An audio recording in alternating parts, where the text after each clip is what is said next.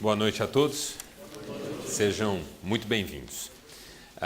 Só um aviso bem rapidinho, vocês receberam pelo WhatsApp um convite para um jantar de casais no final do ano, mês de dezembro, depois de encerradas as nossas reuniões. São poucas vagas, são 50 vagas, não é isso, Wagner? Para 50 casais. Vai ser lá no Vila Fontana, lá na Higienópolis, restaurante muito legal, a maioria aqui conhece. O preço está espetacular, R$50 por pessoa. E para quem conhece Vila Fontana, sabe que é um preço super acessível. Normalmente lá é uma facada.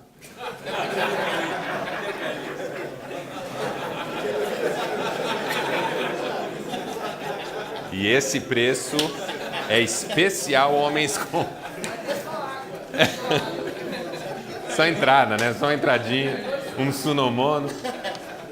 Mas é pouca vaga mesmo. Beraldo foi o primeiro a se inscrever, não é? E só não sabe quem levar, mas já se inscreveu. E aí tem prazo para o pagamento, o Wagner? Até quando pode fazer inscrição? Bom, até acabar, né? E aí fez a inscrição, já tem que garantir no pagamento. Hoje, é só procurar o Wagner no final, né, Wagner? Já fazer a inscrição, tá bom? Aí a ideia é essa, levarem as esposas, namoradas, e a gente fazer uma palestra como faz aqui, lá, e a única coisa... a gente fez uma vez em Maringá isso, e aí eu falei, não, porque a gente faz esse trabalho... Sempre das 6h30 às 7h30, uma mulher olhou para o marido e falou assim, 7h30? Então assim, ó, se você não pode se comprometer, nem vai. Mas é bem legal, é bem gostoso. Não, só isso. Mas ó, bem legal, quem quiser então procura o Wagner. Vai ser um jantar de confraternização de fim de ano com uma mini palestra, talvez meia hora, 40 minutos no máximo, só para a gente... Também compartilhar com as nossas companheiras aí um pouco do que a gente experimenta toda terça-feira, tá certo? É dia 4, não é isso, Wagner? Terça-feira, dia 4. É na semana subsequente ao encerramento dos nossos encontros, tá bom? Muito bem, saudar o pessoal que nos acompanha ao vivo pela internet e vamos à leitura do nosso texto. Gênesis 32, 22 a 31.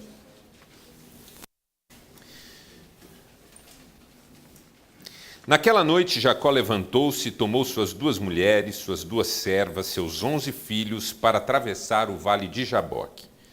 Depois de haver feito com que todos atravessassem o ribeiro, ficou sozinho. Então veio um homem que se pôs a lutar com ele até o amanhecer. Quando o homem viu que não poderia dominar Jacó, tocou-lhe na articulação da coxa, de forma que a deslocou. E disse, deixe-me ir, pois o dia já desponta. Mas Jacó lhe respondeu, não te deixarei ir, a não ser que me abençoes.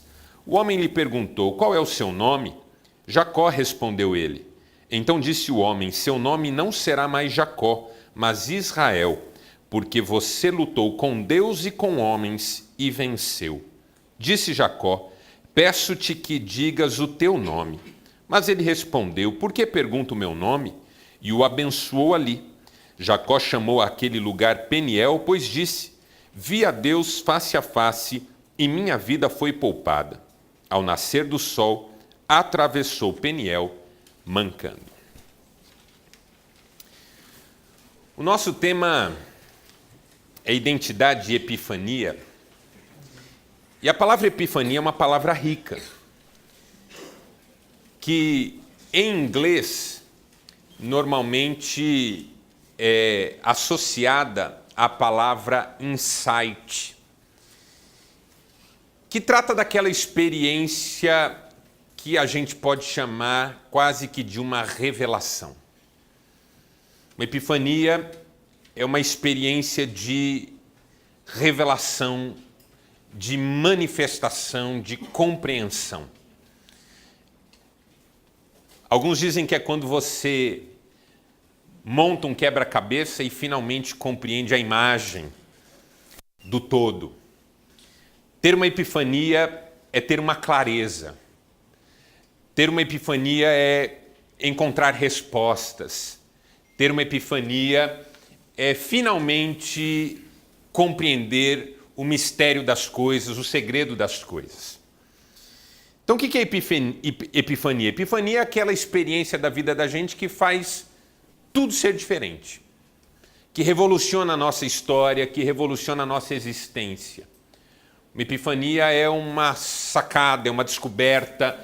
Ninguém consegue continuar vivendo da mesma forma depois de uma epifania. Essa que é a ideia. A imagem que eu selecionei faz alusão a uma história que todos nós conhecemos mais ou menos bem. É um episódio na vida de Thomas Edison e que inclusive está narrado na sua biografia. Um dia ele estava tentando entender a gravidade, o fenômeno gravitacional. A pergunta que ele se fazia é por que a Lua, por exemplo, está no céu e daí não cai? A compreensão que ele tinha naquele momento era muito limitada. E enquanto ele pensava sobre isso, uma maçã caiu da árvore no pomar em que ele estava. A maçã caiu e quando ela caiu, lhe ocorreu um pensamento. A maçã caiu e atingiu o chão. E se o chão também estivesse caindo? Tanto a maçã quanto o chão, na ótica de quem estivesse ali parado observando, estariam parados.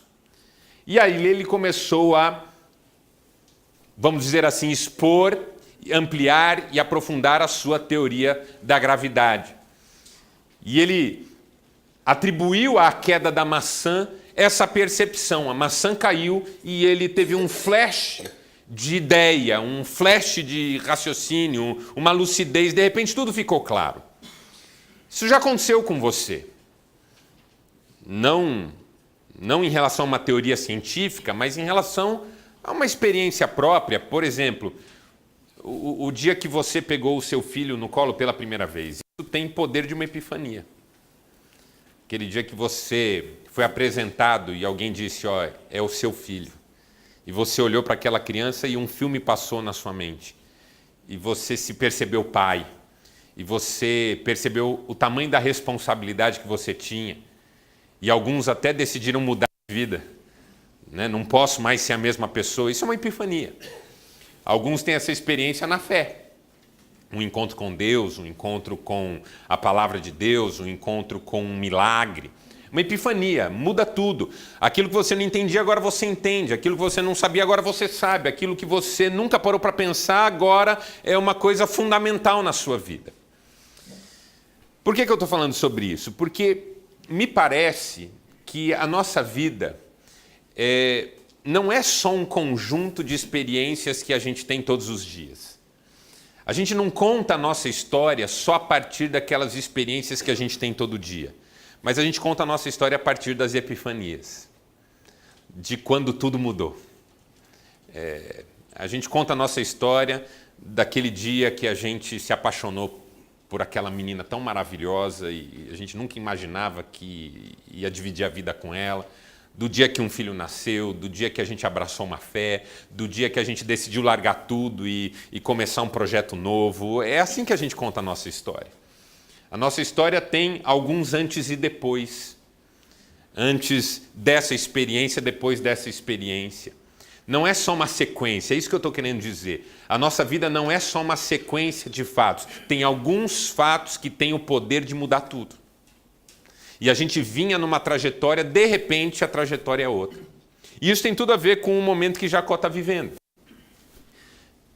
Essa luta que ele luta com um anjo. Bem no momento em que ele está no caminho de reencontrar-se com o seu irmão, que ele não sabe se vai perdoá-lo, se não vai perdoá-lo. O que ele sabe é que o seu irmão está vindo contra ele com 400 homens. Ele tem medo, ele fica angustiado, fica ansioso. E aí ele chega no Vale de Jaboque, já um ribeiro, e ele tem que atravessar o ribeiro para encontrar-se com o seu irmão do outro lado. E há um lugar de passagem ali, e ele faz suas esposas passarem, seus filhos passarem, seus servos passarem, os animais passarem, e quando todo mundo passa, ele diz assim: gente, vão indo que eu já vou. E ele fica no vale. E naquela noite aparece um homem que começa a lutar com ele. O texto não deixa claro como é que essa luta começa, por que ela acontece, só diz que um homem começa a lutar com ele, e ele começa a lutar com o homem, e ele percebe que não é um homem qualquer. E ele luta com o homem luta com ele, e de repente o homem diz: ó, já está amanhecendo, eu preciso ir embora. E ele fala: não vou te deixar ir enquanto você não me abençoar. E aí o homem pergunta o nome dele, fala: qual que é teu nome? Ele diz: é Jacó. E você sabe, você que tem participado aqui desde o começo desse semestre, Jacó significa usurpador, ladrão de lugar, aquele que tenta tomar o lugar do outro. Meu nome é Jacó, ele diz. E o homem então diz: não, o teu nome agora vai ser Israel, que significa príncipe, príncipe de Deus. Porque você lutou com Deus e com os homens e venceu. E a partir daquele momento, Jacó passa a ser conhecido como Israel, príncipe de Deus. Só que antes de ir embora, o cara dá uma deslocada na coxa do Jacó, que passa a mancar da perna. E quando o cara vai embora, o Jacó fala: eu vi Deus, e a minha vida foi poupada. E agora ele está pronto para encontrar-se com Esaú. Então, assim, essa experiência de Jacó tem a força de uma epifania. Porque o céu se descortina diante dele, as coisas ficam claras para ele. Ele agora tem coragem de enfrentar qualquer desafio que venha pela frente. E eu queria falar sobre isso com você hoje, porque a vida não é sobre as experiências que temos até agora, mas sobre aquela que pode mudar a nossa história. É esse o tema que eu quero aprofundar com você. Você não conta a sua história numa simples sequência de fatos aleatórios sem importância, mas a sua história é feita daqueles momentos que significaram tudo, que mudaram tudo e que você lembra deles até hoje, não importa quantos anos passaram. E de repente, um momento assim pode se repetir. Quem sabe hoje? Quem sabe nessa reunião? Quem sabe saindo daqui? Quem sabe dirigindo o carro, indo para casa e pensando? Quem sabe hoje à noite? Quem sabe amanhã cedo? Eu não sei. O que eu sei é que todos nós precisamos o tempo todo dessas experiências que mudem tudo, para que a gente se sinta renovado, restaurado, motivado, animado a seguir em frente. E aí eu queria trabalhar 4 ideias com você baseado nesse texto que nós lemos. Primeiro, há um momento na vida em que é fundamental deixar a confusão de lado e escolher a solitude. A primeira marca dessa experiência de Jacó é ele ter feito a família passar, feito os servos passarem, feito os rebanhos passarem e ficado sozinho. Porque isso é uma coisa que quase nenhum de nós mais consegue fazer. Ficar a sós consigo mesmo. Sabe aquele momento seu de ficar frente a frente com você e refletir sobre a sua vida? Nós vivemos num mundo de muita correria. Nós estamos o tempo todo agitados, preocupados, a cabeça não para. O Dr. Augusto Cury fala da síndrome do pensamento acelerado. O pensamento passa, você não consegue mais nem dar conta de tanta coisa que você pensa. Mesmo um dia tranquilo termina cansativo, não tanto pelo que você fez com o seu corpo, mas pelo que você fez com a sua mente.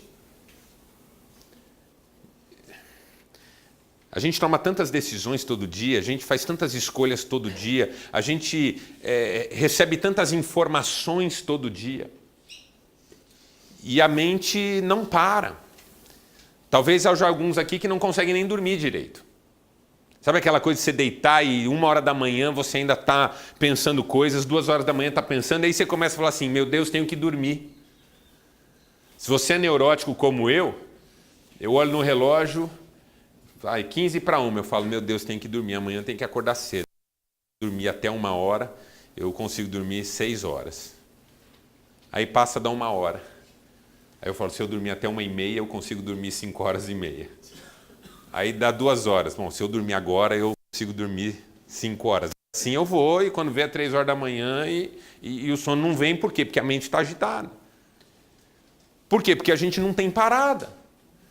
A gente não tem esses espaços na nossa agenda para lidar com a gente. Está sempre lidando com demanda. É demanda familiar, é demanda profissional, é demanda dos amigos, é demanda da sociedade, é demanda financeira. Não tem um dia que a gente pode dizer assim, puxa, tem gente que ainda fala assim, eu vou pescar hoje. É legal, eu particularmente não gosto. Mas quem consegue tirar um tempinho para ir pescar, é aquele tempo de você ficar tranquilo, deixa a vara lá. Tem uns caras que falam assim, nossa, passei o final de semana pescando. O que significa isso na prática? Enterrei a vara na terra, deixei ela lá e fiquei deitado olhando não é? Porque pegou alguma coisa? Não, peguei nada. Mas passou um tempo contemplando, relaxando. Sabe aquela coisa, não quero pensar em nada? Isso já é um benefício, mas não é todo benefício. Por quê? Porque nem sempre você tem a coragem de assumir a si mesmo como tema da pauta. Eu não estou aqui só para deixar uma vara enterrada e esperando um peixe pegar a isca. Eu estou aqui também para pensar sobre quem eu sou, sobre como anda a minha vida, o que é que eu estou fazendo de mim, como é que estão as pessoas que eu amo, como é que estão os meus relacionamentos. Porque foi isso que Jacó fez. Jacó fez com que todo mundo fosse embora e disse, esperem que eu preciso de um tempo comigo. Solitude.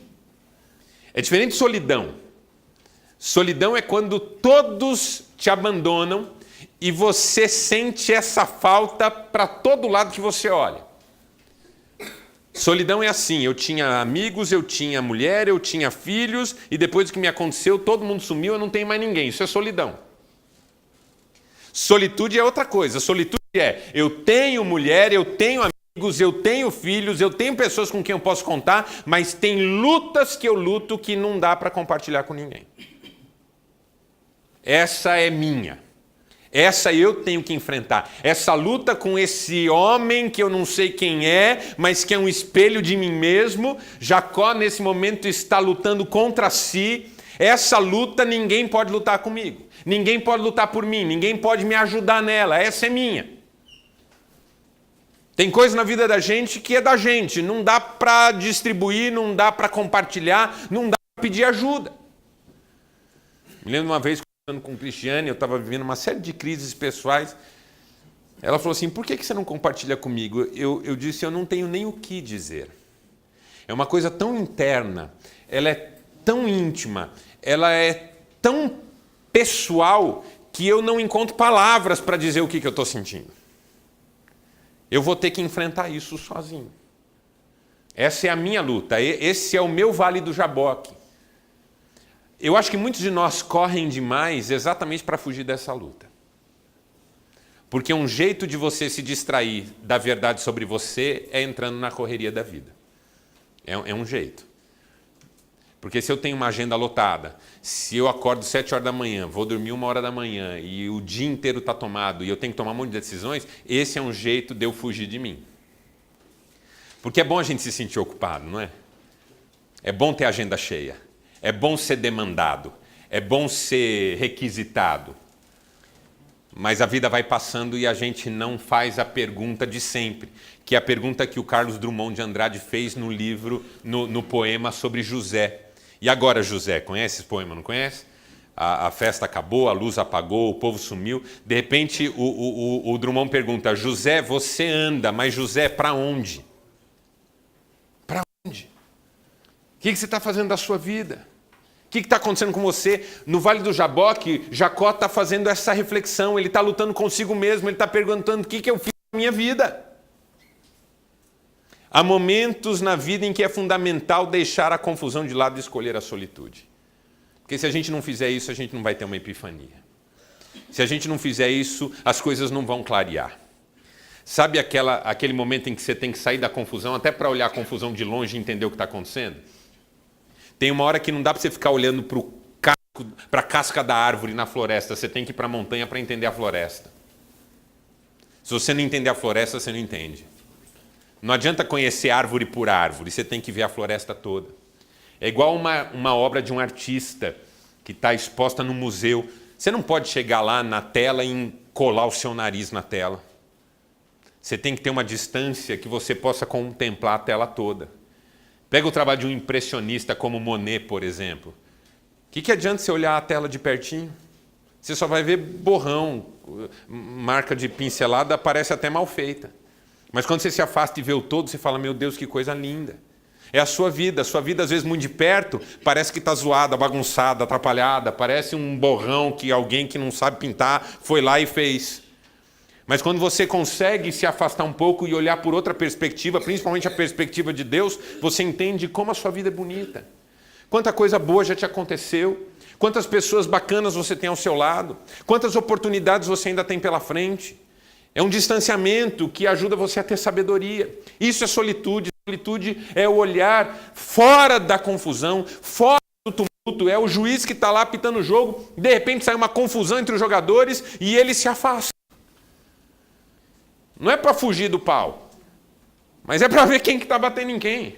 Quem que ele vai expulsar depois, quem que ele vai amarelar depois, quem que ele não vai fazer nada depois. Porque ali no meio, ele não, até ele apanha e não sabe quem bateu.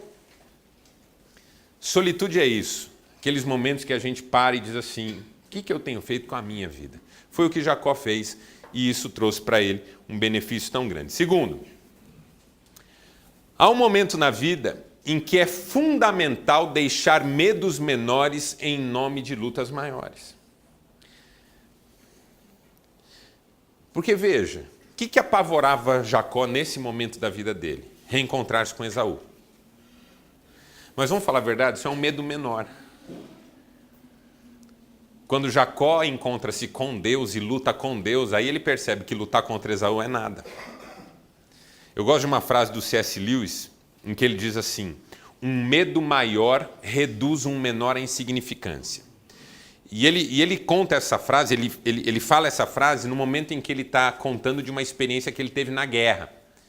De ir para a guerra, de ficar numa trincheira, bombas explodindo para todo lado, tiros para todo lado. E ele que sempre teve muito medo de rato, olha para o lado e tem um rato vindo na direção dele dentro da trincheira. Aí ele vê o rato e aquelas bombas explodindo, tiro para todo lado, gente gritando, gente gemendo. Ele olha para aquele rato e ele não teme aquele rato. O rato vem, cheira a perna dele, passa por cima de uma, passa por cima da outra e segue seu caminho. É nesse contexto que ele diz, um medo maior reduz um menor à insignificância.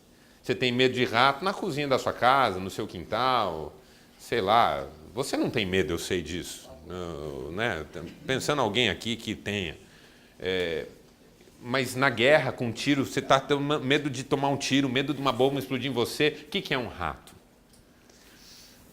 É assim, ó.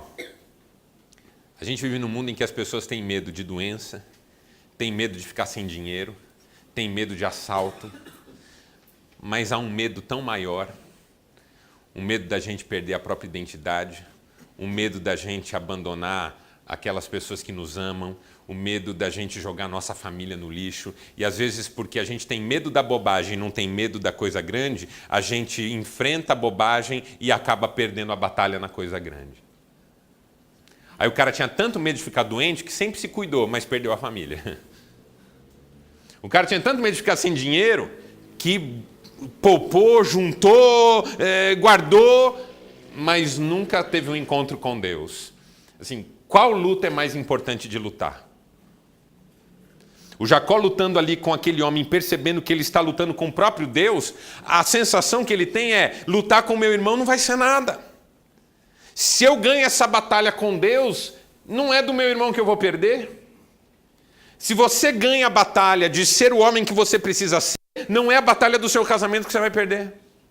Se você ganha a batalha de ter fé nos momentos difíceis, não é a batalha para tirar o seu filho de uma situação ruim que você vai perder. Quando a gente luta as batalhas grandes da vida, as pequenas a gente tira de letra. Mas quando a gente não luta as batalhas grandes, a gente começa a perder nas pequenas. Jesus falou de um povo lá que coava mosquito e engolia camelo. É disso que ele está falando. Vocês fazem tempestade em copo d'água e estão naufragando nas tempestades da vida. Vocês conseguem salvar o barquinho de vocês na piscina, mas afundam em alto mar. Vocês lutam pequenas lutas como se aquilo fosse tudo e isso não é nada. E as grandes lutas estão ficando de lado. É o cara que todo dia fica brigando com a mulher por causa de picuinha. E briga porque, esse papel era para estar aqui. Não, é para estar aqui. Mas eu pus aqui ontem. Mas eu gosto mais dele aqui. Para com isso. Isso é uma batalha pequena. As grandes batalhas vocês estão perdendo. Seus filhos já não têm mais prazer em ficar em casa. Quando a gente entende quais são as grandes batalhas, as pequenas deixam de nos tirar do sério. Quando eu estou envolvido nas grandes lutas da vida, as pequenas não me tiram mais a paciência. Você está numa grande luta na vida, não é uma bobagem que vai deixar você fora do eixo, entendeu? É isso que Jacó entendeu. Eu estou lutando com Deus, vou ter medo do meu irmão. Eu estou lutando com Deus, vou ter medo de Esaú. Eu estou batalhando com Deus, vou ter medo de uma pessoa. Jesus falou sobre isso, ele falou assim, não temam aquele que mata o corpo e depois nada mais pode fazer. Tema antes aquele que pode matar o corpo e jogar a alma no inferno. Ele está mandando a gente ter medo de Deus? Não, ele só está dizendo que um medo maior reduz um menor à insignificância. Se eu entendo quem é Deus, não é o outro que vai me apavorar. Se eu entendo quem é Deus, não é o outro que eu vou ficar tentando agradar o tempo todo. É isso que Jacó entendeu. Se eu estou lutando com Deus e estou prevalecendo, não é do meu irmão que eu vou ter medo. Deixar medos menores em nome de lutas maiores. Terceiro, há um momento na vida em que é fundamental deixar o passado para trás e abraçar o presente. Para mim, a parte fundamental desse texto é a hora que o anjo pergunta, qual é o teu nome? Porque assim, toda vez é difícil para o Jacó dizer o nome dele. Eu já conheci pessoas que têm dificuldade de dizer o próprio nome. Porque o nome é muito esquisito, é muito confuso. Sabe aquele nome que o pai estava inspirado?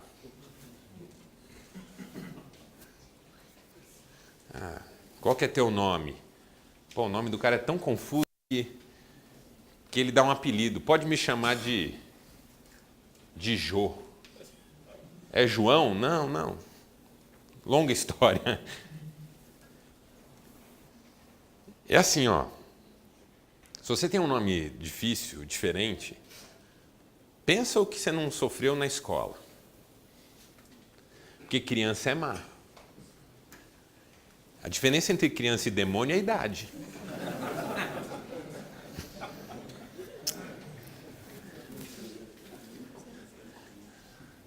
Por quê? Porque criança, às vezes, é má. O menino chama... Eu não estou querendo dar nome aqui, porque eu estou morrendo de medo de acertar alguém. Até para inventar está difícil. Mas aí o menino tem que falar o nome dele na escola, pronto. O nome dele já vai virar um apelido depreciativo. Então, pensa uma criança que cresce... com vergonha de dizer como ela se chama. Eu acho que não tem vergonha pior que essa. De você não gostar de dizer como é que você se chama. O Jacó cresceu num mundo em que ele tem vergonha de dizer como é que ele chama. Porque botaram nele um nome depreciativo, Jacó, aquele que tenta tomar o lugar do outro. E a vida dele foi construída em torno disso, tomar o lugar do irmão. Aí o anjo pergunta o nome dele. Por quê? Porque geralmente quando a gente escolhe esses momentos de solitude, de lutar a luta que interessa, Deus toca nas feridas. Qual é teu nome? Fala. Fala qual é o teu nome. E ele fala, é Jacó, eu sou um usurpador, eu fujo a vida inteira porque eu roubei o lugar do meu irmão. E agora eu vou encontrar com ele e ele está vindo com 400 homens contra mim. Teu nome é Jacó? Então deixa eu dizer uma coisa para você. A partir de hoje, teu nome não será mais Jacó. A partir de hoje, teu nome será Israel, que significa príncipe de Deus. Para mim isso é espetacular, porque o que o anjo está dizendo é, Jacó, você precisa de parar de viver a sua vida olhando pelo retrovisor. Precisa parar de viver a sua vida olhando para o que já aconteceu. Você precisa parar de viver a sua vida olhando para trás. Jacó é quem você foi até agora, a partir de agora não é mais. Porque é isso que uma epifania faz, ela faz com que você perceba que uma coisa é o que você viveu até aqui e outra coisa é o que você vai viver daqui para frente. Ah, mas eu sempre fui assim até aqui. Ah, mas eu sempre fiz isso até aqui. Ah, mas eu nunca consegui até aqui. Ah, mas as portas sempre se fecharam até aqui. Mas Deus nunca te ajudou na sua opinião até agora. Mas esse momento é o momento em que as portas se abrem, tudo se descortina, o que estava do avesso vira do lado certo, a tela que estava confusa agora está numa distância que você entende, e aí você fala, meu Deus, não precisava ter sido assim. Não precisava ter tomado tanto tombo, não precisava ter feito tanta gente sofrer, não precisava ter sofrido tanto. Jacó, você foi Jacó até agora, a partir de agora eu vou te chamar de Israel, o seu nome vai ser outro, Deus te vê de outro jeito, cara. Tem uma hora que eu tenho que deixar o passado para trás e abraçar o presente. Sabe aquela coisa, por que eu fui fazer isso? Por que eu não investi mais no meu casamento? Por que eu não aproveitei mais meu filho? Isso é o tempo que você era Jacó. Para ser Israel, você assume o que você está vivendo agora, nesse instante, nesse exato momento. Tem um filho lá te esperando em casa? Chega lá hoje e dá um abraço nele. Não tem? Chega lá hoje e pensa que tipo de homem que Deus quer que você seja na vida de quem você ainda pode influenciar. Se um dia seu filho vai voltar, não vai voltar, não sabemos. Mas sabemos que se você for uma pessoa nova, coisas novas vão acontecer com você. Coisas novas não acontecem com gente velha. Jesus falou sobre isso. Jesus falou assim, você não põe vinho novo em odre velho, porque aí você estraga os dois. Você põe vinho novo em odre novo. Então, para você receber vinho novo, você tem que ser odre novo. Não adianta ficar chorando porque não recebe vinho novo sendo odre velho. Para você ser Israel, você só precisa de você, não precisa de mais ninguém. Deus não diz assim, olha, se você fizer as pazes com seu irmão, se as tuas mulheres fizerem as pazes entre elas, se os teus filhos pararem de brigar, você vai ser Israel. Não, você é Israel a partir de hoje. O que vai acontecer daqui para frente só Deus sabe. Abraçar, assumir a vida da gente. Tem uma hora que a gente tem que falar assim, a minha vida é isso aqui. Esse aqui sou eu. Isso é quem eu sou. Uma vez conversando com um sujeito, estava separando da esposa pela terceira vez. E ela não queria ver ele pintado de ouro. Preferia ver o cão e não queria ver ele. Ele falou, o que eu faço na minha vida? Eu falei, a primeira coisa é assumir que esse é você. Esse é você, separado 3 vezes, um filho para cada lado, uma vida profissional que não deu certo como você gostaria. Esse é você. A partir do momento que você disser, esse sou eu, agora você começa a construir a partir desse que é você. Senão você fica construindo a partir de quem você queria ter sido. Se eu não tivesse falado, se eu não tivesse feito, se eu não tivesse ido, se eu não tivesse pegado, se eu não tivesse isso, se eu não tivesse aquilo. Ou seja, eu estou tentando construir em cima de uma figura que nem existe. Agora, quando eu me assumo, é comigo que eu vou tratar, é daqui para frente, é nesse terreno que eu vou construir. Deixar o passado para trás e abraçar o presente. Porque você não constrói o futuro a partir do passado, você constrói o futuro a partir do presente. O passado não mexe mais, mas o presente ainda pode ser alvo, palco de qualquer semente que você queira lançar. Basta pegá-la na mão e lançá-la. Veja, vida inteira, como que é seu nome? Jacó.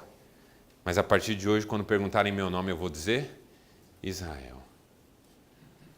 Oi, pensa no nome bacana, hein? Israel, príncipe de Deus. Meu pai me deu um nome que significa você não é ninguém a não ser em função do seu irmão. Porque o nome Jacó significa tentou tirar o lugar do outro. Então, só existo por causa do outro. Quando passo a chamar Israel, eu existo por causa de Deus. Eu sou quem eu sou diante de Deus, mesmo que ninguém reconheça isso, mesmo que ninguém celebre isso, mesmo que ninguém aplauda isso, mesmo que ninguém esteja nem aí para isso. E quarto, há um momento na vida em que é fundamental deixar as dúvidas para trás e assumir uma postura de fé. Porque aí o Jacó pergunta para o anjo assim, e o teu nome, qual que é? E aí você imagina que o anjo vai dizer. E o anjo faz uma pergunta, por que você pergunta o meu nome? É como se o anjo estivesse dizendo assim, cara, é assim, ó, você não vai ter todas as respostas hoje. Você não vai saber tudo o que você quer saber hoje. Mas fique tranquilo. Está tudo sob controle. Vai dar tudo certo. E o abençoou ali. O texto é sensacional porque diz isso. O anjo não responde o nome e o abençoa. E aí ele fala, Jacó fala, eu lutei com Deus e a minha vida foi poupada. O que Jacó está dizendo? Eu não tive resposta para a minha pergunta, mas eu sei o que aconteceu comigo. Isso é fé. É quando você não precisa de todas as respostas para ter todas as certezas. Fé é quando você não precisa dirimir todas as dúvidas para dar os passos necessários. Eu vi uma frase sobre fé bem legal esses dias. Fé é colocar o pé para depois Deus colocar o chão. Você não precisa de todas as respostas para ter todas as certezas. E nem precisa dirimir todas as dúvidas para dar os passos necessários. Será que vai dar certo? Não sei. Porque eu não sei o que você chama de dar certo. Mas seja quem você tem que ser, faça o que você deve fazer. E deixe o resto nas mãos de Deus. Aquilo que Ele tem para você certamente vai acontecer e isso vai ser o certo. Talvez você não consiga recuperar alguma coisa que se perdeu, talvez você não consiga ver um resultado que você tanto batalhou para ter. Mas certamente o que vai chegar na sequência é melhor do que aquilo que você está imaginando hoje. Deixar as dúvidas para trás e assumir uma postura de fé. Porque se eu estou esperando ter todas as respostas para acreditar, eu não vou acreditar nunca. Alguém me perguntou um dia assim, Marcelo, você entende Deus? Eu falei, claro que não. Então por que você acredita? Porque acreditar não depende de entender. Eu primeiro acredito e depois tento entender. E eu sei que não é tudo que eu vou entender. Você faz isso com seu filho. Seu filho fala assim, pai, por que eu tenho que ir na escola? Você fala, filho, porque você tem que estudar, para você ter um bom emprego, para você poder ganhar dinheiro no futuro, para você ter uma família. Mas, pai, por que para a gente ter tudo isso tem que ir na escola? Filho, porque a escola é um lugar que você vai aprender coisas que vão te ajudar a resolver problemas e tudo mais. Mas, pai, e se uma pessoa não for na escola e ela não vai viver? Filho, não é isso, mas é que a escola ajuda. Aí tem uma hora que você fala assim, filho, é assim, ó. O papai não consegue te explicar a importância de ir para a escola. Mas você vai para a escola. Entendeu? Ah, eu não quero. Não, não tem não querer. Você vai. O que você está dizendo para o seu filho? Filho, confia em mim. Cara, quando eu era criança, o meu pai não precisava me explicar as coisas para eu confiar nele. Eu só confiava. E quanto mais eu comecei a entender as coisas, menos eu comecei a confiar. Quando eu tinha 6 aninhos, eu confiava no meu pai cegamente. Se ele falasse, pode pular, o papai está aqui, eu pulava. Se ele falava, vamos com o papai que está tudo bem, eu ia. Quando eu comecei a crescer, que eu comecei a falar, não, esse velho está por fora. Esse cara aí não sabe de nada, não. Ou seja, quanto mais eu achei que sabia das coisas, menos eu consegui confiar. Na vida é assim também, quanto mais a gente quer entender tudo, menos a gente confia. Aí Deus fala assim para a gente, perdoa. Fala, não dá, essa não cola. Ama, não consigo, isso aí não tem jeito. Fala a verdade, se eu falar a verdade, a casa cai. Ou seja, enquanto eu estiver à procura de todas as respostas, eu não vou conseguir ter nenhuma certeza de fato. Agora, quanto mais eu confiar, mais a vida vai fluir. Foi isso que Jacó aprendeu naquele dia. Qual é o teu nome? Você não precisa saber, você só precisa saber o que você já sabe. Que Deus está cuidando de você, que Deus está com você, que a sua vida está segura nas mãos de Deus. E aí Jacó chama aquele lugar de Peniel, porque ali ele encontrou Deus e a sua vida foi poupada. 3 desafios que eu quero deixar com você. Primeiro, considere o momento. Não será agora? Será que não é esse um momento na sua vida em que você está precisando de uma epifania? De uma descoberta? De uma clareza? De uma luz? De uma certeza? De uma vitória? Não é amanhã, talvez seja hoje. Segundo, tome decisões e atitudes. Reserve um momento para você, busque a solitude, deixe um pouquinho a confusão de lado, assuma lutas maiores e deixe as menores, elas vão se ajeitar. Pare de fazer tempestade em copo d'água. Pare de brigar com pessoas que amam você. A gente briga com pessoas que nos amam em nome de pessoas que querem nos ver pelas costas. E agradeça a Deus pelas bênçãos recebidas. Eu acho que tem um negócio na gratidão que está perto de uma epifania. É só você começar a agradecer pelas coisas boas que você tem, que o seu espírito começa a mudar. Por isso que a Bíblia diz que a gente tem que agradecer em tudo. A prática da gratidão é libertadora. Por exemplo, se eu perguntar para você aqui hoje, você tem um motivo para agradecer? E você disser um, o outro já lembra outro. E aí o outro já lembra outro. Aí o outro já lembra outro. Aí o outro já lembra outro. E aí a gente começa a perceber que a gente tem um monte de motivo para agradecer. Um monte.